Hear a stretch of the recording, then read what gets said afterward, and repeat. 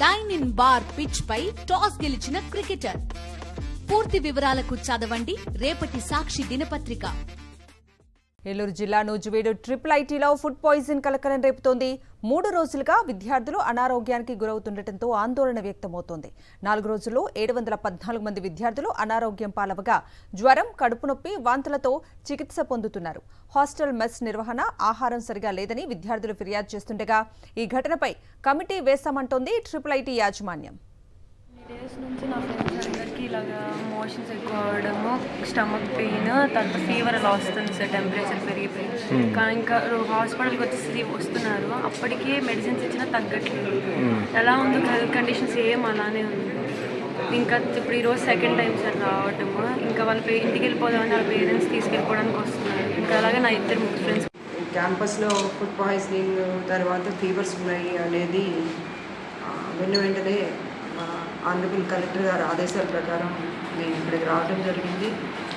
మీరు చూస్తూనే ఉన్నారు. ప్రస్తుతం ఏంటంటే డేటా కలెక్ట్ చేసుకుంటున్నాము. ఒక్కొక్క రోజు ఓపీలో ఎంతమంది వచ్చారు, టోటల్ ఓపీలో ఫుడ్ పాయిజనింగ్ కానివ్వండి, ఫుడ్ ఇష్యూస్ ఉన్న వాళ్ళు ఎంతమంది అనేది మనం ఇంకా ఇన్వెస్టిగేట్ చేస్తున్నాము. ఇన్వెస్టిగేషన్ కంప్లీట్ అయిన తర్వాత మీకు డీటెయిల్ రిపోర్టు.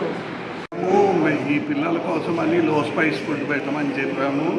మెస్సులు గ్యాస్ట్రోఎంటరైటిస్ కేసులు తక్కువే ఉన్నాయి. వైరల్ ఫీవర్ లోకల్గా ఉండడంతో పాటు ఇక్కడ కూడా నూజివీడులో కూడా లోకల్గా వైరల్ ఫీవర్లు బాగానే ఉన్నాయి. మా లోకల్ మెడికల్ ఆఫీసర్ చెప్పడం ప్రకారం సీజనల్ చేంజెస్ వల్ల వైరల్ ఫీవర్తో పిల్లలు ఇబ్బందులు పడుతున్నారని చెప్తున్నారు.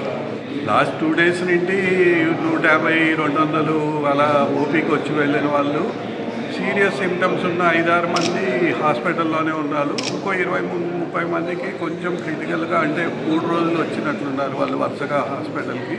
వాళ్ళకి ట్రీట్మెంట్ కంటిన్యూ అవుతుంది. ట్రిపుల్ ఐటీలో ఫుడ్ పాయిజన్ అంశానికి సంబంధించి మరిన్ని అప్డేట్స్ ని మా ప్రతినిధి అశోక్ అడిగి తెలుసుకుందాం. అశోక్, చెప్పండి, ప్రస్తుతం విద్యార్థుల పరిస్థితి ఎలా ఉంది? ఈ అంశానికి సంబంధించి పూర్తి అప్డేట్స్ ఏంటి?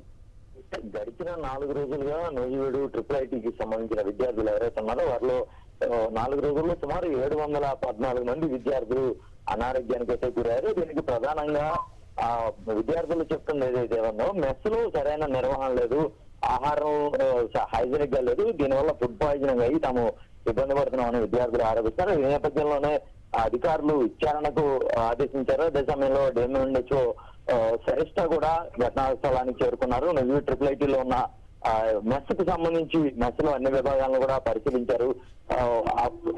మెస్ ఏదైతే అది శుభ్రంగా లేదనేది కూడా వారి ప్రాథమిక నిర్ధారణలో అయితే గుర్తించిన పరిస్థితి కనబడుతుంది. మొత్తం 4 రోజుల్లో పెద్ద సంఖ్యలో రోజుకి 150 మందికి పైగా విద్యార్థులు అనారోగ్యానికి గురవడం, ఏదైతే కడుపు నొప్పి కావచ్చు, అలాగే జ్వరం, వాంతులతో ఇబ్బంది పడుతున్నారు. వారంతా కూడా నూజివీడు ఆసుపత్రికి వచ్చి మామూలుగా ట్రీట్మెంట్ తీసుకుని వెళ్ళిపోతున్నారు. ఇన్పేషెంట్ కి ఎవరో చేరకపోవడం వల్ల దీని మీద అధికారులు ముందుగా దృష్టి పెట్టలేదు. అయితే ఈ విషయం ఒకసారిగా వెలుగులోకి రావడంతో అధికారులు నేరుగా ఘటనా స్థలానికి చేరుకున్నారు.